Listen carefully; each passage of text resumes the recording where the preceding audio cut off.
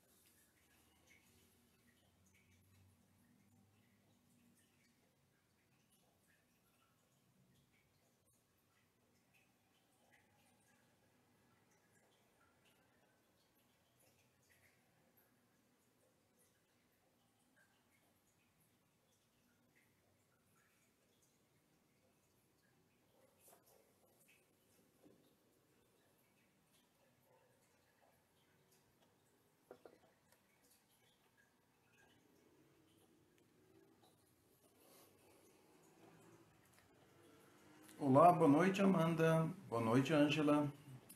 Hélio, bem-vindo.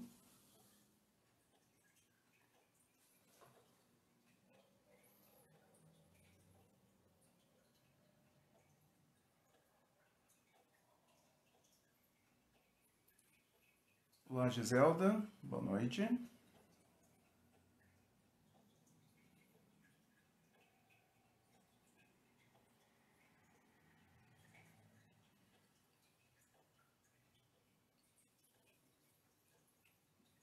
Olá, Jéssica. Obrigado.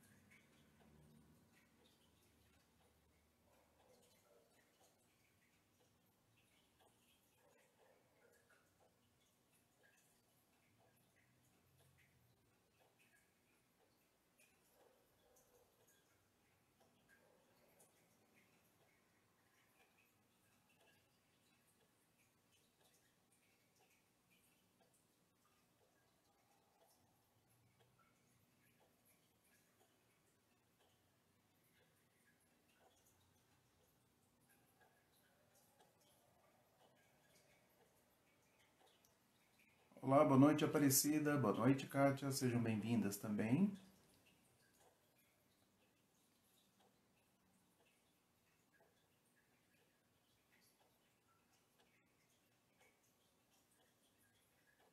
Olá, boa noite, Isa.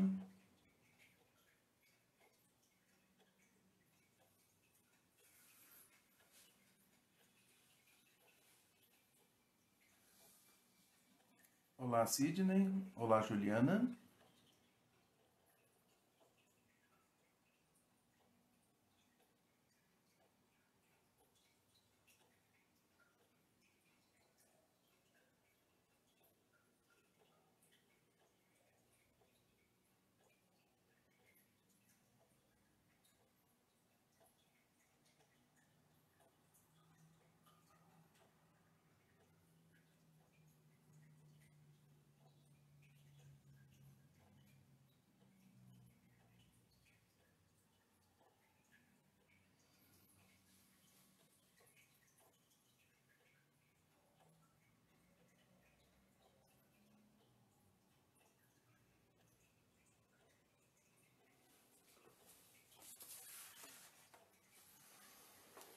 Muito bem. São 8 horas, vamos dar mais uns 2 minutinhos para que possamos começar, então.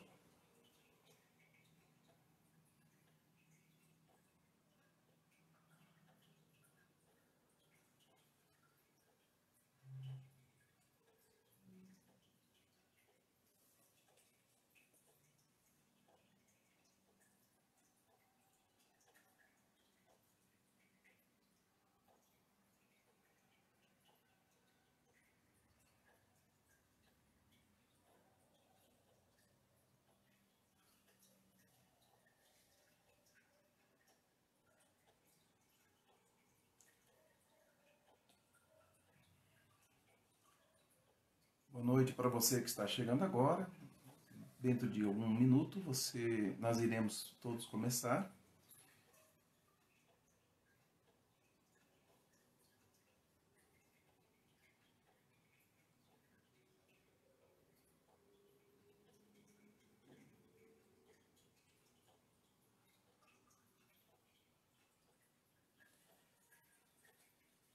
Muito bem, meus amigos.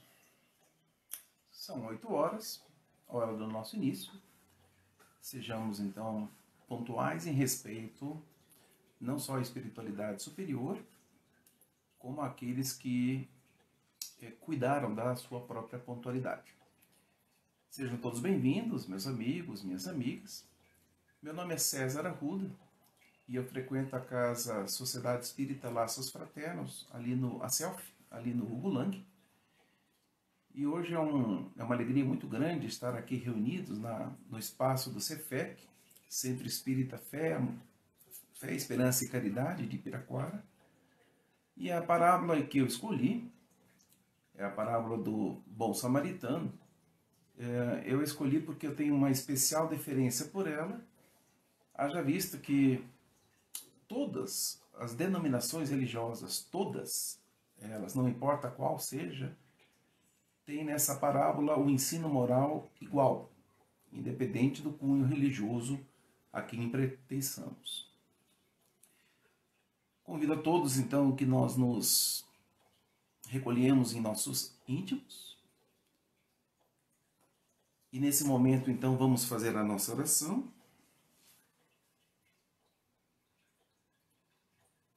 Bondoso amigo, mestre sempre, Jesus, companheiro nosso de todas as horas, com muita alegria, Senhor, estamos reunidos hoje em seu nome, a reviver os seus ensinos sobre o proceder em relação ao próximo.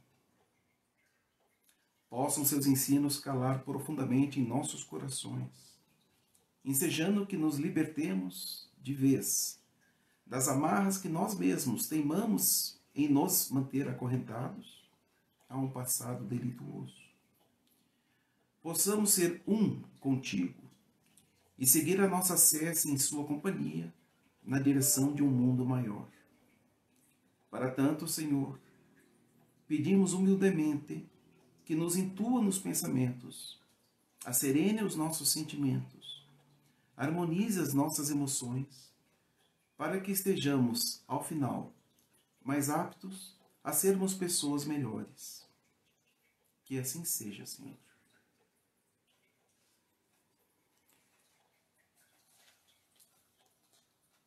A parábola do bom samaritano, ela só existe no Evangelho de Lucas. E isso é um fato deveras curioso. Nenhum dos evangelistas narra essa parábola, a não ser Lucas no capítulo 10, versículo 25 a 37. No Evangelho segundo o Espiritismo está no capítulo 15, de título Fora da caridade não há salvação. Nós veremos 5 pontos principais: os objetivos de Kardec com a parábola, os contextos dessa parábola, que permitam então o entendimento real dela. Veremos quais são os elementos humanos fora dela e nela. E até que cheguemos a uma pergunta final, que é a pergunta desafio. Finalmente veremos as possíveis conclusões que é possível tirar dessa parábola e buscaremos então o conhecimento prático que nos ajude no dia a dia. Eu gosto de ler a parábola para evitar de incorrer em algum erro de memória ou de interpretação. Então narra Lucas desta forma. Então, levantando-se, disse-lhe um doutor da lei para o tentar: Mestre, o que eu preciso fazer para possuir a vida eterna? Respondeu-lhe Jesus: O que é que está escrito na lei? O que é que lês nela? E ele respondeu: Amarás ao Senhor teu Deus de todo o coração, de toda a tua alma, com todas as tuas forças e de todo o teu espírito, e a teu próximo como a ti mesmo. Disse-lhe Jesus: Respondeste muito bem, faze isso e viverás. Mas um homem, querendo parecer que era um justo, diz a Jesus: Quem é o meu próximo? Jesus, tomando a palavra, diz: Um homem que descia de Jerusalém para Jericó caiu em poder dos ladrões, que o despojaram, cobriram de ferimentos e se foram, deixando-o semi-morto. Aconteceu em seguida que um sacerdote, descendo pelo mesmo caminho, ouviu e passou adiante. Um levita que também veio àquele lugar, tendo-o observado, passou igualmente adiante. Mas um samaritano que viajava, chegando ao lugar onde jazia aquele homem e tendo-o visto, foi tocado de compaixão. Aproximou-se dele, deitou-lhe óleo e vinho nas feridas e as pensou. Depois, pondo-o no seu cavalo, levou-o a uma hospedaria e cuidou dele. No dia seguinte, tirou 2 denários e os deu ao hospedeiro, dizendo: Trata muito bem deste homem, e tudo o que despenderes a mais, te pagarei quando eu regressar. Jesus pergunta: Qual destes 3 te parece ter sido o próximo daquele que caíra em poder dos ladrões? E o doutor da lei respondeu: Aquele que usou de misericórdia para com ele.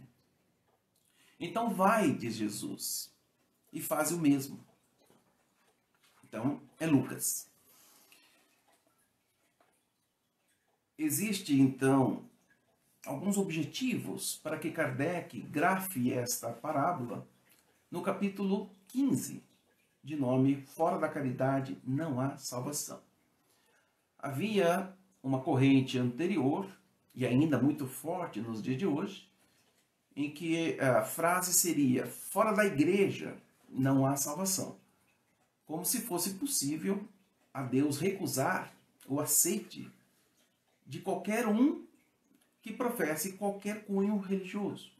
Isso não é crível, não é atribuível a um Deus amoroso, como nós sabemos ser.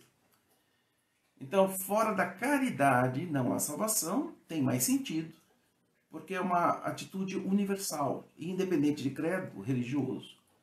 Sendo que fora da igreja não há salvação, é uma atitude sectarista. Se você não pertence ao meu clube, se você não pertence ao meu clã, se você não pertence à minha igreja, você então não é digno de salvação. Seria uma coisa meio cruel. Muito bem. Um outro objetivo, Kardec coloca essa parábola como o segundo ponto do capítulo. O primeiro ponto é quando fala de Mateus, capítulo 25, versículos de 31 a 46. Nessa passagem, Mateus, que era Levi, o primeiro a escrever o Evangelho, o primeiro evangelista,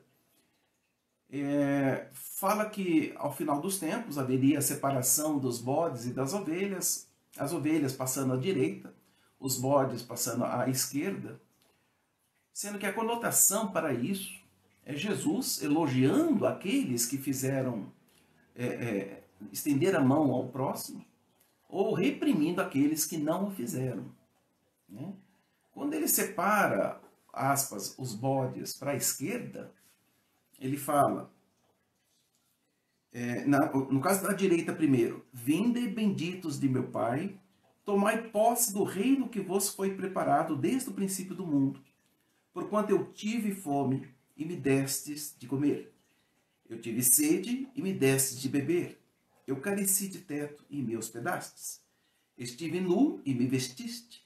Achei-me doente e me visitaste. Estive preso e me foste ver. E ele fala com uma certa rispidez para aqueles que, em vendo a pessoa com fome, não acudiu. Em vendo a pessoa com sede, não deu de beber. Em vendo, sabendo da pessoa doente, não foi visitar. Em sabendo da pessoa presa, não foi visitar. Então, aqueles que são colocados à esquerda e reprovados por esse comportamento egoístico, perguntam para Jesus, mas como é que nós fizemos isso a ti?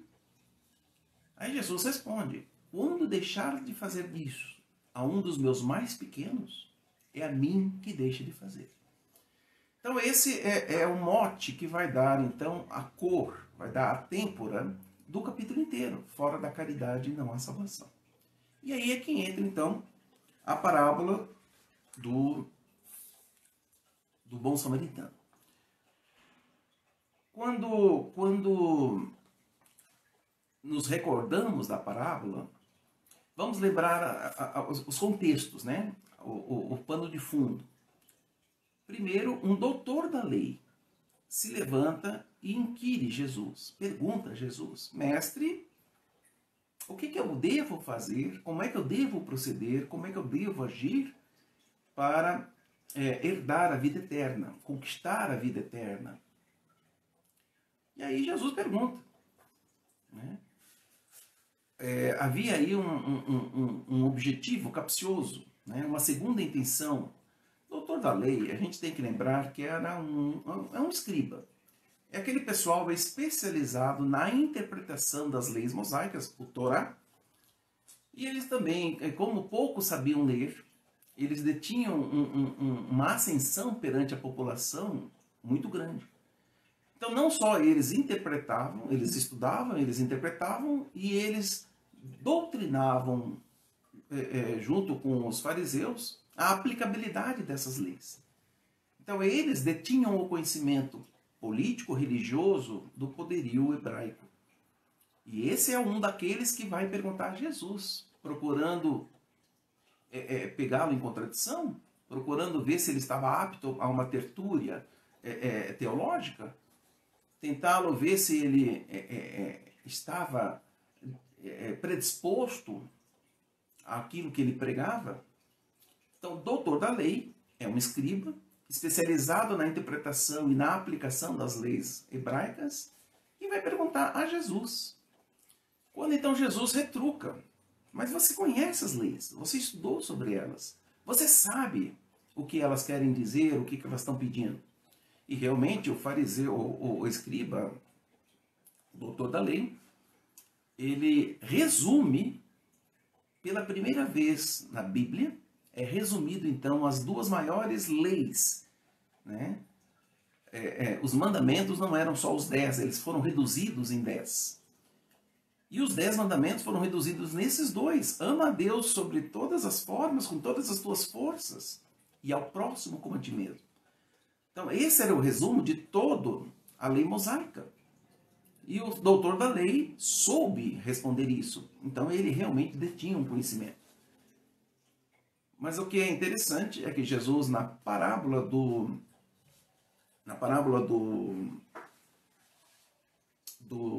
samaritano, a primeira pessoa que surge é um sacerdote, um doutor da lei. A segunda pessoa é um levita, que é um sacerdote da tribo de Levi, também um doutor da lei. Mas uma outra coisa que chama atenção é que, assim, em Êxodos 23:5, em Levítico, capítulo 19, 34, e nos Reis, capítulo 6, versículos de 8 a 23, Deus havia ordenado que os israelitas fossem misericordiosos até mesmo com os estrangeiros e os inimigos. Então, o que fazer perante o outro já era sabido. O doutor da lei conhecia a resposta antes de fazer a pergunta. E ele, então, o Cristo, que era manso, que era pacífico, mas não deixou de ser prudente, e em percebendo o gatilho que existia na pergunta malfadosa, né, malvada, perspicaz, subréptil, com segundas intenções do doutor da lei, ele devolve ao doutor da lei a possibilidade de acertar o prumo com o seu próprio conhecimento. Quando o doutor da lei, porque está diante de uma população ouvinte, se faz querer passar por um justo, tá, eu entendi, ama Deus sobre todas as coisas e ao próximo como te... Mas quem é o meu próximo? É uma pergunta que paira nas mentes de muitos de nós. O próximo é o da minha família? O próximo é o meu irmão de igreja? O próximo é o meu vizinho? Então Jesus, né, no ato de ensinar, devolve ao doutor da lei essa questão. Ele fala a parábola do bom samaritano. Aqui uma questão bem legal. Reza a lenda que um estudioso que gostava de seguir os passos dos personagens da Boa Nova foi até Jerusalém e tirou de lá uma foto da hospedaria onde o bom samaritano levou o vitimado pelos ladrões. E voltou para casa e ficou muito orgulhoso daquela foto, olhava aquilo como uma relíquia, se emocionava até. Até que alguém lembrou assim, mas por que você está tão emocionado? Ao que o religioso perguntou, falou assim, mas olha aqui a foto da hospedaria. Meu amigo, foi uma parábola. O fato não aconteceu. Jesus usou de um conhecimento vigente na época para transmitir uma coisa, um conhecimento, e não que houve, né, o fato por assim descrito. De qualquer forma, então vamos voltar. O doutor da lei já tinha um conhecimento prévio das leis, onde dizia que um israelita, um hebreu, deve ajudar a qualquer um que precise, independente de sua nacionalidade, independente de quem quer que ele seja. E aí que nós temos, então, um outro pano de fundo importante para entendimento dessa parábola. Quando temos uma pessoa vítima dos ladrões e vê-se a figura de um sacerdote, dá-se uma noção prévia de esperança, não é? Porque o sacerdote é o detentor das leis, ele também está na condição de dar a ajuda, de dar o apoio, mas ele passa ao largo. O levita também ele detém essa prerrogativa de ajudar, né? Mas ele também passa ao largo. O menos provável de fazer essa ajuda, de estender a mão ao outro, de ver o outro, era o samaritano. Por quê? Samaria fazia parte das 12 tribos iniciais de Israel. Mas assim, devido à sua posição geográfica, ela era muitas vezes invadida ao longo da sua existência enquanto cidade. E naquela época, né, os invasores tinham uma regra básica. Os homens válidos levam para o país de origem para ser escravo. Os velhos e os meninos, as crianças, são mortos. E as mulheres do país invadido são sistematicamente violentadas para gerar no país invadido uma descendência do país invasor. Então os samaritanos eram considerados mestiços. E eles eram considerados impuros. Eles foram proibidos até mesmo de orar no templo de Jerusalém. Tendo que, para seguir os preceitos mosaicos, eles construíram para si mesmos um templo próprio. Mas assim, era recíproco, esse ódio era recíproco. Tanto os hebreus, né, os judeus, não suportavam os samaritanos, quanto os samaritanos assassinavam os hebreus, os judeus. E reza a lenda que os judeus, no templo de Jerusalém, solicitavam, imploravam para Deus a exterminação da raça dos samaritanos. Então isso dá uma noção do quanto incomodado estava o doutor da lei judeu ao ouvir de Cristo, poder moral ali, uma acesse moral, que o exemplo bom, o exemplo que estendeu a mão, era aquele menos provável, a pessoa menos aceita pelos judeus. Então, sabendo assim da Samaria ser um lugar tido como réprobo, vemos a importância do samaritano. Mas tem uma outra questão. São os elementos geográficos dessa parábola. Jerusalém fica a cerca de 700, 800 metros acima do nível do mar. Jericó fica 200, 300 metros abaixo do nível do mar. Na verdade, eu pesquisei isso. Jericó é a cidade de menor altitude em relação ao nível do mar do mundo. Então, Jericó é a cidade mais baixa do mundo. Por que eu chamo a atenção nisso? Existe entre Jerusalém e Jericó uma distância de 27 quilômetros. É pouco, né? E um declive de 1.400 metros, né? Nesse 1,5 km de descida íngreme, num terreno rochoso, desértico, cheio de buracos e pedras, sabidamente, né? Reconhecidamente, área de tocaias, né? Os ladrões sempre tinham sucesso porque ninguém conseguia achá-los, no terreno extremamente hostil. Então, existe aí um conceito metafórico. Você está no padrão vibratório Jerusalém, quando você desce no seu padrão vibratório atingindo Jericó. E aí você, ao baixar o teu padrão vibratório, você é vítima de obsessores, de espíritos que vão se aproveitar da sua fragilidade espiritual para poder, então, despojar você dos seus bens, ou impedir que você os use. É uma metáfora interessante. Mas, então, quando a gente fala que o sacerdote também descia pelo aquele caminho, a gente entende o poder vibratório do primeiro sacerdote. Muito bem. Falei, então, do contexto da Samaria perante os judeus. Falei dos elementos geográficos da parábola em si. E vamos conhecer Lucas um pouco, antes de dar prosseguimento. Lucas não foi um apóstolo que conheceu Jesus pessoalmente, mas ele foi um seguidor direto de Paulo de Tarso. E o que há de interessante, aqui um paradoxo, é que nós estamos, numa parábola, estamos combatendo a letra, né? A letra que mata, e estimulando o espírito que vivifica. Porque o sacerdote representa a letra, o levita representa a letra, e os dois, ao invés de ajudar, passam largo. Já o menos provável de ajudar, que é o samaritano, ele exemplifica o espírito que vivifica, vivencia o amor pregado pelo Cristo. Paulo de Tarso, enquanto Saulo de Tarso, foi um seguidor das letras. Ele era extremamente rígido na cobrança das leis mosaicas. E até que ele teve contato com Cristo, ele era um defensor ferrenho de Moisés, não aceitando nenhuma outra teoria religiosa, acreditando que os cristãos, né, os seguidores do Cristo, seriam então heréticos, seriam revolucionários, que viriam pôr a perder toda a ordem vigente naquele país chamado Judéia. Mas Paulo de Tarso se transformou em Paulo de Tarso. E aquela mesma disciplina férrea que defendia Moisés passou a defender o Cristo.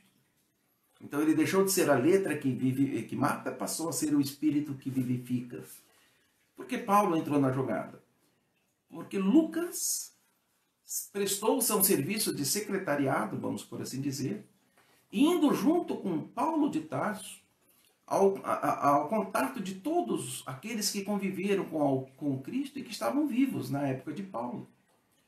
Então, o repórter Lucas construiu Atos dos Apóstolos mediante o ditado, mediante a tutoria, mediante o beneplácito de Paulo de Tarso. Então, Atos dos Apóstolos, a autoria é Paulo, mas quem escreveu foi Lucas. E o Evangelho de Lucas, a autoria é Paulo, a autoria espiritual é Paulo.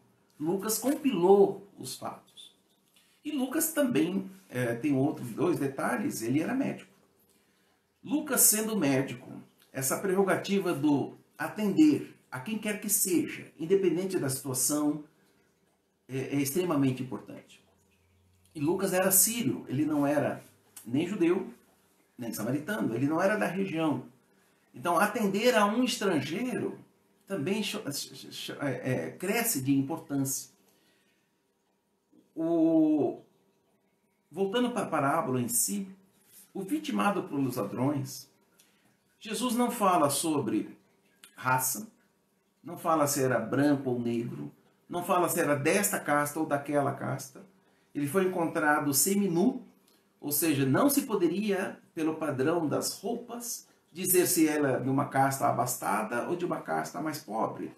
Não se poderia dizer o credo religioso dele, se ele era um samaritano, se ele era um judeu, se ele era um estrangeiro ou se ele era um da região. Então, a figura do vitimado pelos ladrões é a figura anônima. É o ajudar sem olhar a quem. O samaritano, portanto, ele não tinha segundas intenções, ele ajudou pelo prazer de ajudar. Ele não ajudou porque visava uma recompensa se o ajudado fosse rico. Então nós temos também a figura humana, né? Eu falei de elementos humanos, falei do vitimado do ladrão, falei do sacerdote, falei do levita, falei um pouco do samaritano, mas vamos falar um pouco dos ladrões.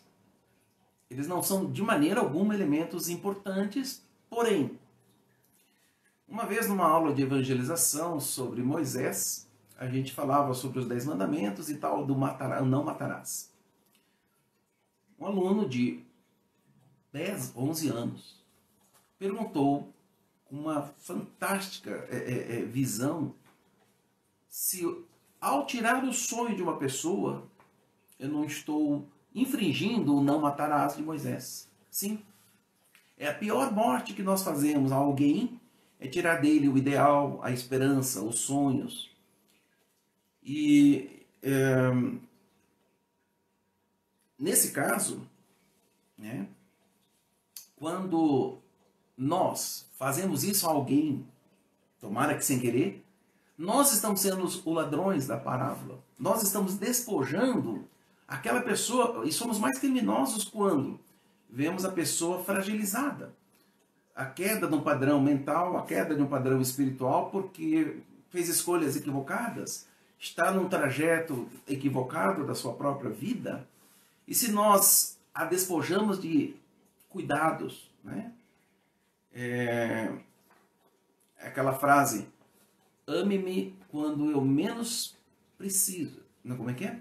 Ame-me quando eu menos mereço, porque é quando eu mais preciso. Então, o próprio doutor da lei, ele não foi atacado, aquele que fez a pergunta ao Cristo, ele não foi atacado pelo Cristo. O Cristo não se defendeu. O Cristo pontuou as coisas de uma tal forma que ele, Cristo, acolheu ao próprio doutor da lei. Então, o doutor da lei, ele representava, então, o cunho religioso, o exegeta das leis mosaicas, o aplicador dessas leis. Mas, na verdade, nessa proforma, nessa rigidez, havia alguém necessitado de cuidados. E o Cristo viu essa necessidade por detrás daquela máscara. Então, Cristo acolheu ao doutor da lei, assim como nós nunca poderíamos nos tornar, em momento algum, como os ladrões da parábola. Então, os elementos humanos da parábola, o ladrão também tem que ser computado. Agora vamos ao samaritano. De todos os três, né, o sacerdote, o levita e o samaritano, ele é o único que tinha um animal. Algumas leituras falam que era um cavalo, algumas outras falam que era um burro, algumas outras falam que era um camelo. Não importa, isso dá uma noção da distância. Ou seja, mesmo que a Samaria não fosse grande distância dali, ele estava empreendendo uma longa viagem. Essa era a primeira coisa. Ele apeou do seu, vamos chamar, era o cavalo? Apeou do seu cavalo. Significa assim, eu estou deixando de ir a um compromisso prévio, estou abdicando do meu horário, do meu tempo, e eu estou doando esse tempo que já era ocupado em prol daquele a que foi vítima dos ladrões. Mais do que isso, ele deitou vinhos e óleos. Vocês lembram daquela passagem atribuída a Maria Madalena? Não sei. Em que, no finalzinho da vida pública de Jesus, a mulher lava os pés de Jesus, secando com os cabelos, mas usando para isso óleos perfumados muito caros. Então, gente, para fazer um óleo de qualquer produto, há necessidade da prensa de uma enorme quantidade desse produto. E essa mulher, que eu acho que é Maria de Magdala, que lava os pés de Jesus, gasta uma fortuna a ponto de ser criticada pelos apóstolos. Melhor que fosse dássemos o dinheiro em comida aos pobres. Ao que Cristo responde, deixai-a, porque aos pobres vocês sempre terão, a mim nem sempre. Então vamos voltar ao samaritano. Deitou óleos nas feridas e as prensou. Aqui temos uma outra situação. Eu estou pondo a minha mão na ferida do outro. E reza a lenda que quando nós temos essa habilidade de ver a ferida do outro, nós não podemos tocá-la se nós não tivermos como curá-la. Então, enfiar o dedo na ferida e não saber resolver isto é cruel, é desumano. Então, ao contrário do levita, que ele tinha um código moral, né, religioso, né, de não poder tocar nas secreções humanas de um outro, principalmente um moribundo, o samaritano não pensou se ele iria se contaminar, se haveria sujidades, se ele foi lá, apeou do seu cavalo, abriu mão da sua responsabilidade futura, tirou o vinho e óleo, que são caríssimos. A pergunta também é, seriam os únicos recursos dele? Isso nos remete àquela situação em que Cristo vai fazer o milagre da multiplicação dos pães e dos peixes, mas ele precisa de uma base, né? Senhor, despede a multidão porque elas passarão fome. Mas o que vocês têm? Nós temos 5 pães e 3 peixes. Então tá. Então vamos usar essa base, esse mínimo, para poder, né? E alimentaram a ponto de sobrar 5 cestos de pães e de peixes. Então, é tipo assim, quando o samaritano se predispõe a pensar as feridas, mesmo que o material seja adequado, não adequado, pouco, suficiente, não importa, ele dá um mínimo para que a espiritualidade possa dar a contribuição final e aí aplacar as feridas, acalmar essas chagas. Não bastante, né? Ele deu o conforto, ele deu o cuidado, ele pôs no animal, o cavalo, e levou até uma hospedaria e cuidou dele. Já pensaram se essa questão surge nos dias de hoje? Né? Estou indo em direção ao centro, aí de repente eu vejo alguém que foi vitimado pelos ladrões, está lá sangrando pelo chão. Naturalmente, que eu sou um bom cristão, eu vou pôr no meu carro, mesmo que ele esteja sangrando. Vou levar até o hospital, sei lá, o Cajuru. Vou ficar a noite inteira cuidando dele, claro. E ainda, de manhã, vou seguir pelo meu compromisso, mas eu vou deixar um cheque em branco, dizendo para o médico, olha, cuida dele. Né? É tipo assim, nós não vemos nós não conseguimos ver esse paralelo. Né? Nós não conseguimos nos dar ao ponto de abdicar do nosso eu, daquilo que eu tenho, daquele meu tempo, para ajudar ao outro naquilo que ele precisa. E esse é o mote da palestra.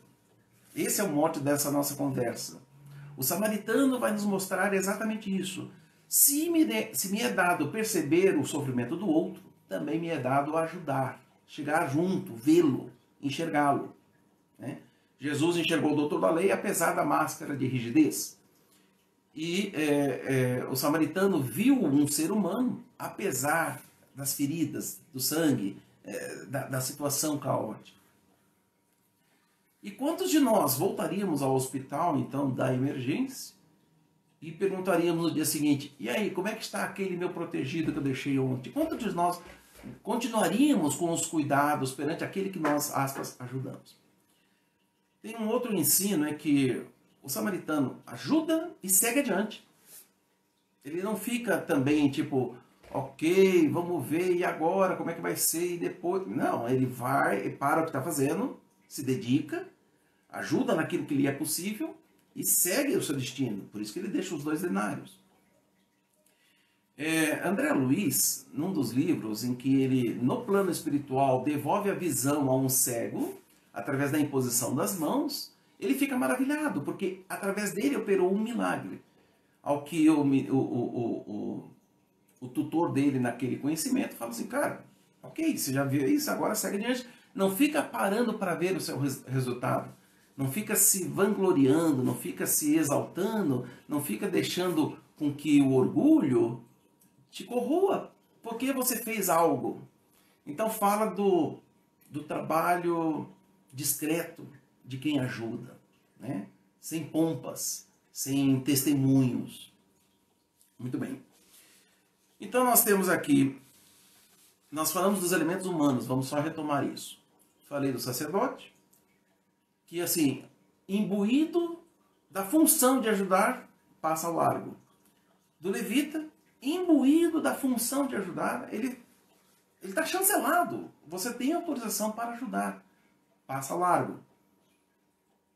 E o cara que não tem a mínima credencial, cara, você é só um samaritano. Esse vai lá ao encontro. São os elementos humanos da parábola. Falei dos ladrões, que pode ser qualquer um de nós, a partir do momento em que nós destruamos as esperanças de qualquer um, ou tiremos a possibilidade das habilidades deles se manifestarem, né? É o processo em que eu chamo particularmente de emburrecer o outro. A pessoa pode fazer uma coisa, eu vou lá e faço por ela, eu estou tirando dela o aprendizado que ela teria se fizesse aquela coisa. Ok. E tem os espectadores nessa parábola, né? Tem o doutor da lei, né? Tem o Cristo e tem os espectadores. A pergunta, né, é uma pergunta menor, porque a grande pergunta vem no final. A pergunta é assim, eu sou espectador das atitudes cristãs? Eu sou espectador dos ensinos do Cristo? Ou eu sou um ator desses ensinos? Isso é para mais tarde. Sobre a vítima só, eu vou parar mais um tempinho nela. Quem era? Qual era a profissão? Qual classe social? Que filiação religiosa? Era branco? Era negro? Que nacionalidade? Era estrangeiro ou da região? Por que ele viajava? Então é uma figura anônima. Eu retornei a esse assunto porque é exatamente a definição de próximo que nós precisamos. Qual que é? Todo aquele que necessita de amparo, independente de quem quer que seja.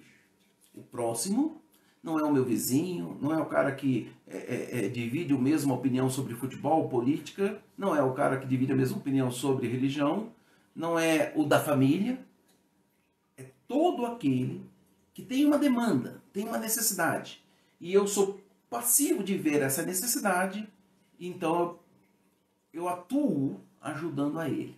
Eu estou ao lado dele. Então a vítima tem essa importância grande de ensinar para nós quem é o nosso próximo. Mas ele também ensina uma coisa. Vamos supor que estejamos no centro espírita ou em qualquer, sei lá, era uma festa de aniversário num salão de festa de um prédio. Alguém que é portador de necessidades especiais adentra, salão adentro, né? Seja cego, seja surdo, seja usar cadeira de rodas, imediatamente, é automático isso em nós abrimos espaço para que a pessoa se sinta mais confortável, possa se permear no ambiente. E muitos de nós até vamos a conduzir o cego, vamos ser intérpretes do surdo-mudo, gerenciamos a cadeira de rodas. Então, assim, quando nós vemos alguém fragilizado fisicamente, nós somos rápidos, céleres no ajudar a ela. Ok. E é assim que se espera mesmo. Mas e quando é aquela pessoa, né, na reunião do condomínio, é aquela pessoa chata, intransigente, irredutível, dona da verdade? E quando no centro espírita é aquela pessoa que a gente não, né, não se afiniza? E quando aquela pessoa tem, pelas suas atitudes recorrentes, ela se torna, ela repele o nosso querer estar junto com ela, né? Então, lembra, próximo é todo aquele que tem uma demanda, uma necessidade, e nós, em vendo essa demanda, automaticamente nos colocamos na possibilidade de ajudá-lo. E se a demanda do próximo for uma conduta equivocada, e nós sabemos disso, então assim, já não somos mais inocentes, né? Nós temos a responsabilidade do conhecimento. E nós seremos culpados por omissão, se nós não estendermos as mãos em direção àquela que tem uma chaga moral, uma ferida espiritual, de comportamento, de sentimento, né? Aquelas feridas que não são visíveis. Muito bem. Ok. Continuando sobre os elementos humanos, temos o dono da hospedaria. O dono da hospedaria é uma pessoa, eu vou contar dele de uma outra forma. Humberto de Campos tem uma passagem muito bacana em que Jesus está atarefado com as lágrimas do dia a dia e ele pede a Pedro que vai até a casa de fulano, o curtidor. E Pedro vai, mas mal entra, vê uma menina ser sovada, drasticamente sovada, porque a dona da casa culpa ela de ter comido figos, que foi o frango que comeu. Aí em seguida tem um viciado em jogos, em seguida tem uma cena libidinosa, e assim Pedro, horrorizado, sai de lá e se justifica perante ao Cristo. Olha, fulano pertence dessa forma, como é que eu iria levar a palavra do Cristo a um ambiente assim? E cicrando, e aí ele foi numerando cada uma das 5 pessoas daquela família com seus mazelas morais, e Pedro achando que Cristo aqueceria. E Cristo baixa a cabeça, olha triste para o chão e fala: Pedro, eu conheço a família a quem eu te encaminhei. Eu só te pedi que fosse lá me ajudar.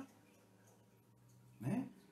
Então, o dono da hospedaria é qualquer um de nós que está lá fazendo o seu trabalho, quando de repente alguém, um samaritano, um espírito superior, um amigo, vai nos trazer uma demanda. E tudo que nós temos é fazer aquilo que nós sabemos fazer. Eu tenho mais hospedaria, eu vou dar hospedagem, eu vou dar abrigo. Então, assim, eu tenho um dom, uma habilidade, e alguém me procura, só preciso fazer isso, mais nada, só preciso exercer os meus talentos. Então, o dono da hospedaria é um outro elemento humano da parábola, né? Citei 3 que são fora, na realidade, né? O Cristo, o doutor da lei e os espectadores. E eu citei outros 5 que são os elementos humanos de dentro da parábola, né? O vítima, os ladrões, o samaritano, o sacerdote, o levita e o dono da hospedaria. Muito bem. Existe em Tiago, no capítulo 1, versículo 22, uma frase assim: tornai-vos, pois, praticantes da palavra, e não apenas ouvintes, enganando-vos a vós mesmos. E é aí que nós chegamos ao final. O verdadeiro desafio dessa palavra. O desafio dessa parábola não é saber a resposta à pergunta do doutor da lei. Lembram? Quem é meu próximo? O desafio da parábola não é a pergunta do doutor da lei. O desafio da parábola é a pergunta de Jesus. Responder à pergunta de Jesus. Qual desses 3 te parece ter sido o próximo daquele que caíra em poder dos ladrões? A pergunta de Jesus é uma pergunta que cala lá no fundo da minha individualidade. Eu posso traduzir da seguinte forma: eu estou sendo apoio para todo aquele que necessita de qualquer tipo de amparo, independente de quem quer que ele seja? Esse é o desafio da parábola do bom samaritano. Eu estou sendo o próximo. Eu estou sendo o apoio daquele que demanda uma habilidade que eu tenho. Eu estou dando a ele essas habilidades? Ou eu sou apenas um teórico, conhecedor da palavra do Cristo, um doutor da lei? Espero ter deixado vocês ouriçados com essa ideia. O desafio é exatamente tirar a gente da zona de conforto e que, tomara Deus, a gente nunca se acomode, né, nos nossos conhecimentos teóricos.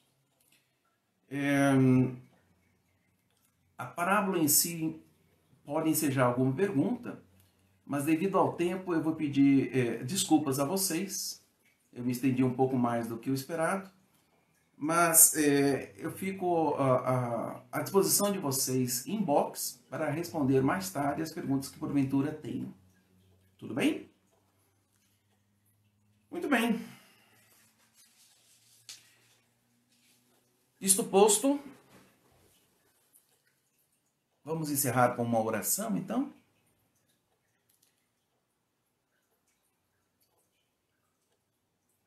Querido Mestre Jesus, Espírito que nos guarnece nos estudos de hoje, Espíritos que nos protegem em nossa evolução, gratos lhe somos, Senhor, pela Tua presença através dos Teus prepostos, que nos acompanharam a todos e a cada um nessa oportunidade de reforma íntima.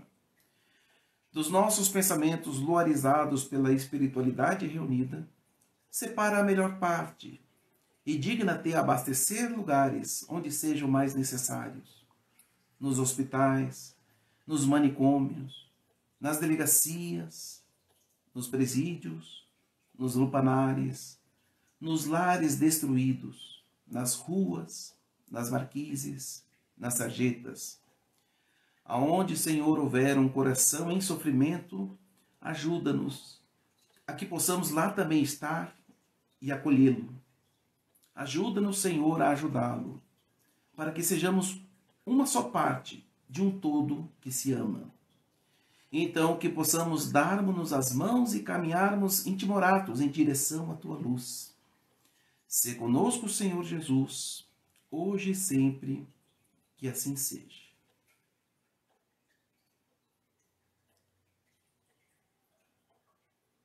Uma boa noite a todos.